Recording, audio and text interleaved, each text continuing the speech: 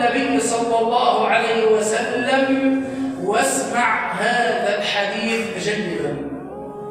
من قال، اسمع، من قال موقنا بها هذا الدعاء، وسمي دعاء سيد الاستغفار: اللهم أنت ربي لا إله إلا أنت، خلقتني وأنا عبدك، وأنا على عهدك ووعدك ما استطعت، أعوذ بك من شر ما صنعت، الاعتراف بالخطأ، أبوء لك بنعمتك علي، الاعتراف بفضل الله عليك، وأبوء بذنبي وأعترف بذنبي فاغفر لي، فإنه لا يغفر الذنوب إلا أنت.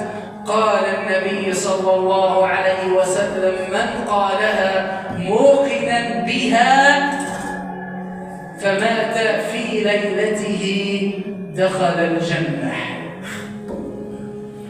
دخل الجنة. سبحان الله. ومن قالها حين